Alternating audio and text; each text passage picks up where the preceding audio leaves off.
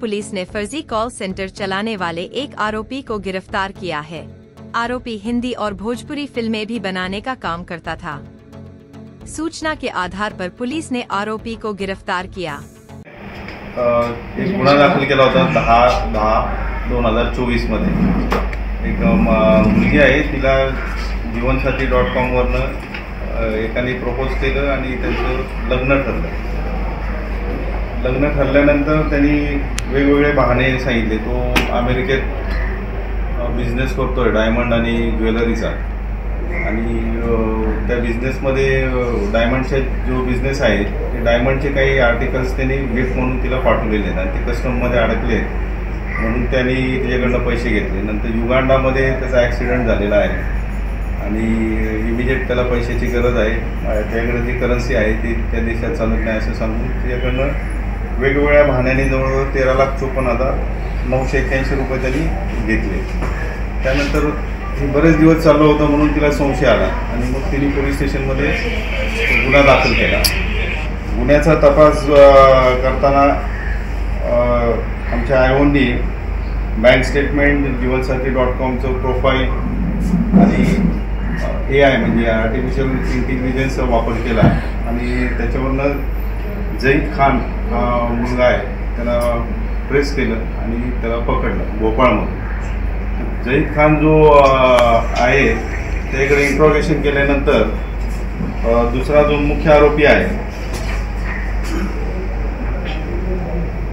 एजाज अहमद, त्याचं नाव फाद आहे, उर्फ फाद, हा आरोपी मिळून आला आणि या आरोपींनी बनावट कॉल सेंटर चालू होतं त्याचं आणि जॉयझा म्हणून एक वेबसाईट तो चालवतो, त्याच्यावरून ते चॅटिंगची फॅसिलिटी देतात। तर असे तो वेगवेगळे बनावट प्रोफाईल बनवतो आणि मुलींना फसवून त्यांच्याकडनं पैसे काढतो। आता हे जे प्रोफाईल आहे जहीद खान हा एकदम स्मार्ट मुलगा आहे, त्याचं स्टुडिओ आहे, हेअर स्टुडिओ आहे, तिथे हेअर कटिंग स्टुडिओ, त्याचे एकट्याचे 7-8 जवळजवळ प्रोफाईल त्यांनी वेगवेगळे बनवलेले आहेत आणि मुलींना आम्ही दाखवून ते हे करतात। तर या तपासामध्ये पोलिसांकडे काहीच माहिती नव्हती, म्हणजे जीवन.comचं प्रोफाईल आणि बँक अकाउंट याच्यावरनं गुगलवरनं त्यांनी त्याच्या फेस रेकग्नाइज केला, मुलीला दाखवला आणि तो तिच्या व्हिडिओमध्ये जे फोटो होते त्यात व्हेरीफाय केल्यानंतर पहिल्यांदा आम्ही जहीदला ताब्यात घेतलं। त्याच्यानंतर आमची टीम त्याच्या माहितीनुसार लखनौमध्ये गेली आणि तिथून हा दुसरा आरोपी ताब्यात घेतलेला आहे। त्याच्या कॉल सेंटरमध्ये रेडचं काम चालू असताना आरोपी आला, तर थार गाडीमध्ये तो आला होता, पण त्याच्या लक्षात आलं काही गडबड आहे म्हणून मग तो थार गाडी घेऊन पळून चालला होता। लोकांनी आमच्याजवळ 5-6 किलोमीटर पाठलाग करून दुसरा आरोपी ताब्यात घेतलेला आहे।